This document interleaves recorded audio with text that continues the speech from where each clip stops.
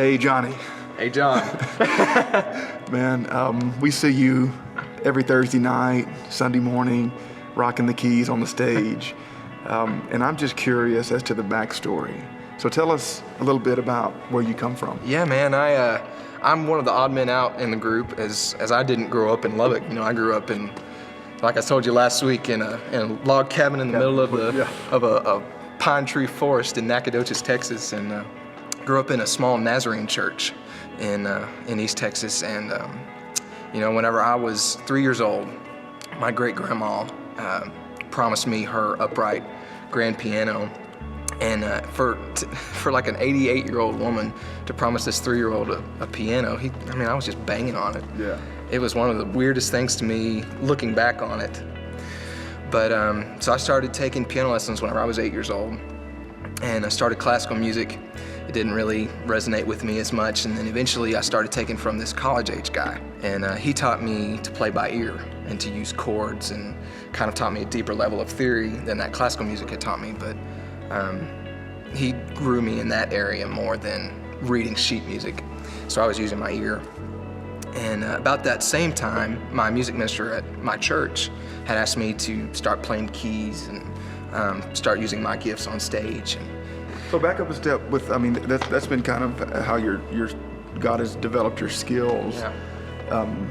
To where they're at. But what about the spiritual side? You know, Yeah. like, was it a Christian home? When did it, really kind of lead us up to the point where it really hit home for you? Sure. You know, I grew up in a very strong Christian family, and they all poured into me very greatly from the time I was born, even till now, and still, about the Lord's plan for my life, for my brother's life, for my sister's life. And so that's just always been rooted deep inside of me. But, you know, until I've grown up, it wasn't mine necessarily until I explored it. In college, I guess, is really where it kind of came to fruition, as far as this is what I believe and this is why I believe it. So talk about that for a minute, because I think that's relevant, because you have, you're raised in this Christian environment. Mm-hmm. You have multiple influences, positive influence around you, uncles, cousins, grandparents, parents. What was it in college, like when it really kind of clicked for you? Yeah. When it went beyond, this is something I believe, to bam, it kind of sinks down and hits your heart. Yeah. Even just to get me out here, God had to open several doors. And then once I got to college, I was at SPC studying commercial music. And in that field of study, there is a lot of potential for temptation. Drugs, alcohol, sex. I never felt myself just overly tempted to go after those things. I felt a more urgent calling. I felt pulled towards God. Mm-hmm. And I attribute that to the Spirit's guidance and being prayed for by my grandpa, my grandma, my mom, my dad. I believe that the Holy Spirit was just ever present in every single situation that I may have been pressured into, going down that path. I just feel like the Holy Spirit, there's just no other explanation to me for why I had the strength to say no. Well, thinking back on your spiritual journey, what would be a defining moment for you that you would say, that was when I really kind of, the clouds parted and you really sensed God in a way that redirected your life or changed how you lived? I go back to the entire transition from Nacogdoches to Lubbock, from Nacogdoches High School to South Plains College and Wayland Baptist, where I am now.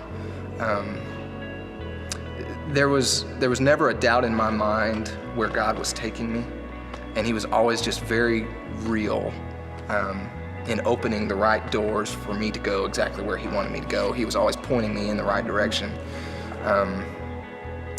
But I wasn't necessarily happy about it.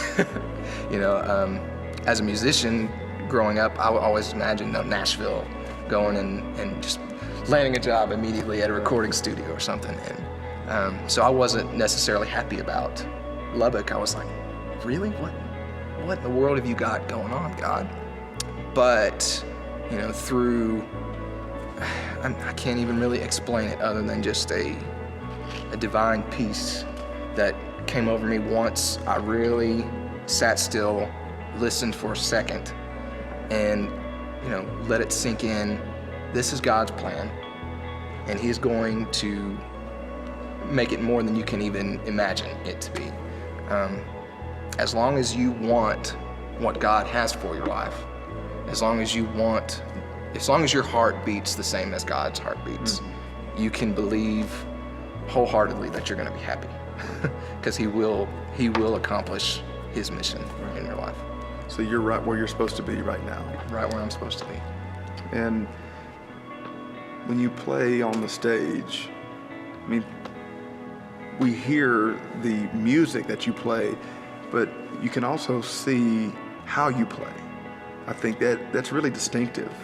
You know, I'm not saying that formal piano players aren't passionate, but your passion seems to be more obvious. And honestly, for me, it's contagious. Like when I see you guys on stage, just pouring it out. Yeah, man. You know, on the guitar, on the drums, on the keys. So talk about that, like how you came to a point where your passion as you lead others in worship, really expresses itself. You know, just where you're just pouring it out. Yeah, you know, lots of times after services, even I play at the Cactus Theater sometimes. You know, they'll come and talk to me about how I'm moving, and you know, you don't see that a lot. You see them, right? Yeah. And I tell them I get excited. I just get excited about what I'm playing for, who I'm playing for, most importantly. And that goes in every environment that I play in, but especially on Sunday mornings and Thursday nights, because I know that the people that are out there in the seats are looking, they feel the same thing that I'm feeling, but they may not know exactly how to express it, or may not have the nerve to express it. And so I kind of just let loose and say, you know what? I don't care what the human mind has to say or what they think about the way that I'm worshiping. I know exactly who I'm worshiping and why I'm worshiping. And I let that kind of inform my body and my actions. And I just let loose. Well, I love it. I mean, it's like a reckless abandon, you know, where you just kind of don't hold back. Yeah. Right? It's a pedal to the metal approach. And it's helpful for me. I think it's helpful for us here, because many of us have been conditioned to be reserved. Right. And religious expression of emotion, for some of us, we just feel uncomfortable because of how we've been taught. Right.